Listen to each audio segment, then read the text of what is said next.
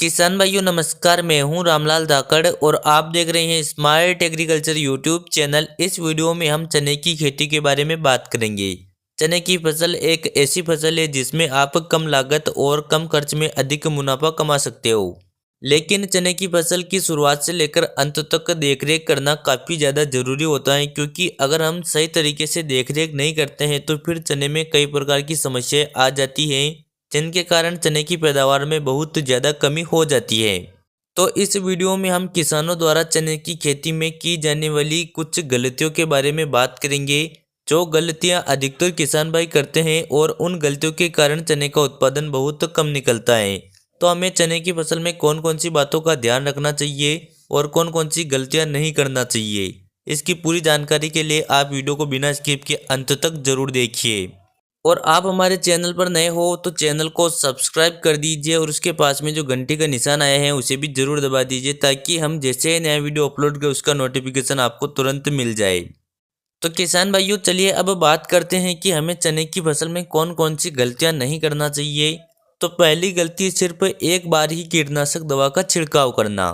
किसान भाइयों चने की फसल में इल्लियों का अटैक बहुत ज़्यादा देखने को मिलता है, इसलिए चने की फसल में समय समय पर कीटनाशक दवा का छिड़काव करना बहुत ज़्यादा आवश्यक होता है।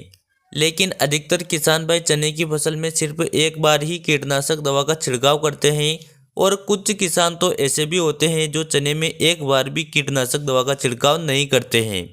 तो मैं आपको बताना चाहता हूं कि चने की फसल में कम से कम 2 बार तो कीटनाशक दवा का छिड़काव करना ज़रूरी है, क्योंकि आप पहले स्प्रे में चाहे कितनी भी हेवी दवाई का छिड़काव कर दीजिए, उसका रिजल्ट ज़्यादा से ज़्यादा 20 दिनों तक ही मिल पाएगा। उसके बाद फिर से इल्लियाँ लगने लग जाएगी। उदाहरण के तौर पर चने में फूल निकलते समय आप स्प्रे करते हैं, तो जब चने में दाने बढ़ने लगेंगे तब इल्लियाँ फिर से लग जाएगी, जो चने के दानों को बहुत ज़्यादा नुकसान पहुँचाएगी। इसलिए अगर आप चने का ज़्यादा से ज़्यादा उत्पादन प्राप्त करना चाहते हैं तो आप चने की फसल में कम से कम 2 बार कीटनाशक दवा का छिड़काव करें, और उसके बाद भी आपको इल्लियाँ नज़र आती हैं तो तीसरा स्प्रे भी अवश्य करें। दूसरी गलती आवश्यक खादों का प्रयोग न करना। किसान भाइयों चने की फसल को कई प्रकार के पोषक तत्वों की आवश्यकता होती है, जिनमें से एक आवश्यक पोषक तत्व होता है सल्फर। सल्फर एक ऐसा पोषक तत्व है जिसका प्रयोग बहुत ही कम किसान भाई अपने चने की फसल में करते हैं। लेकिन सल्फर चने के दाना भराव में सहायता करता है और दानों में चमक पैदा करता है। सल्फर एक फंगीसाइड का काम भी करता है, जो पौधे में फंगस आने से रोकता है तथा सल्फर फसल को पाले से भी बचाए रखता है। कहने का मतलब ये है कि सल्फर फसल को कई प्रकार से फायदा पहुंचाता है। इसलिए अगर आप चने का अधिक से अधिक उत्पादन प्राप्त करना चाहते हैं तो आप अपने चने की फसल में सल्फर का प्रयोग अवश्य करें। अब बात करते हैं कि कौन से सल्फर का प्रयोग करना चाहिए। तो जब आप चने की बुआई करते हो तब आप पाउडर वाले सल्फर का प्रयोग कर सकते हो। इसके अलावा जब आप चने में दूसरा पानी लगाते हो तब आप दानेदार बेंटोनाइट सल्फर का प्रयोग भी कर सकते हो, या फिर जब चने में दाना पड़ने लगता है तब NPK 0050 खाद के रूप में मौजूद सल्फर का स्प्रे भी कर सकते हो।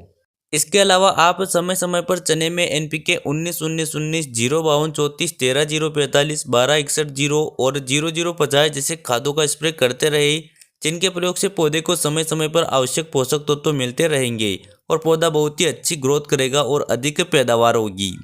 तो किसान भाइयों इस वीडियो में हमने बात की है कि आपको चने की फसल में कौन कौन सी बातों का ध्यान रखना चाहिए।